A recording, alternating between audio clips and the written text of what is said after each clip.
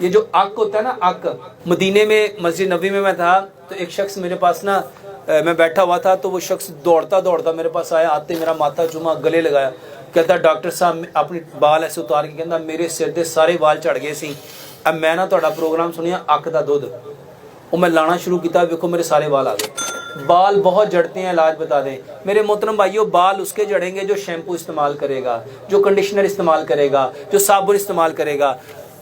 سر کو دھونے کا سب سے بہترین طریقہ دودھ ہے، دنیا میں سب سے بیسٹ سکن کلینزر ملک ہے، دودھ کے ساتھ۔ اقبال نے 1920 میں ایک جملہ کہا تھا، دودھو نہاؤ پھودو پھلو، دودھ سے نہاؤ پھودو گے بھی اور پھلو گے بھی۔ اور جو پرانے لوگ ہیں وہ جانتے ہیں، ان کی نانیاں دادیاں اکثر کوئی دہی سے نہاتی تھی، کوئی چھیڈے سے نہاتی تھی، کوئی لسی سے نہاتی تھی، نہاتے تھے کہ نہیں نہاتے تھے؟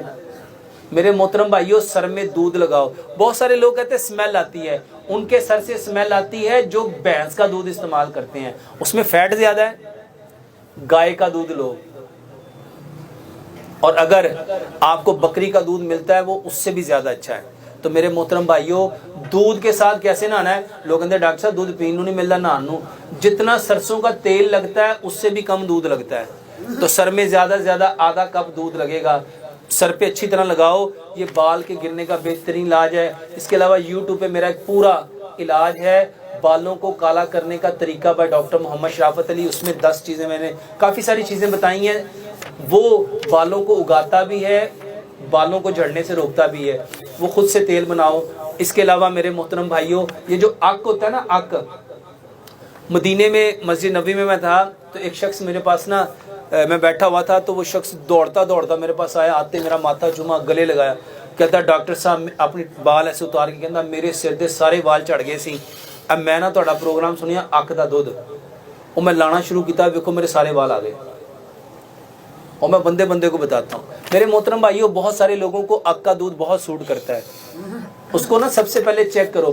بہت سارے لوگوں نے مجھے بتایا کہ ڈاکٹر صاحب عق کا دودھ لگایا، آپ کے کہنے پہ ہم نے لگایا، ری ایکشن کر گیا۔ بہت سارے لوگ، کیونکہ میرے محترم بھائیوں انسان ایک طرح کا نہیں ہے، انسانوں کے موڈ مزاج فیلنگز ڈیفرنٹ ہیں، ہر انسان دوسرے انسان سے مختلف ہے۔ ایک چیز ایک انسان کو سوٹ کرتی ہے دوسرے کو سوٹ نہیں کرتی۔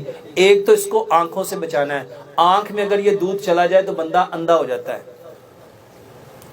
پہلے ایک قطرہ لے کے نا صرف اپنے سر پہ ایک جگہ پہ لگاؤ، 1 دن 2 دن 3 دن، صبح بھی اور شام بھی۔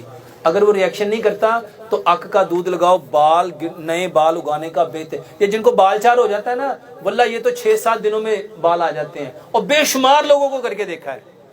دوسرے نمبر پہ بال اگر گرے ہوئے ہیں تو وہاں پہ میرے محترم بھائیوں پیاز کا رس لگاؤ، لہسن کا رس لگاؤ، بہترین علاج ہے۔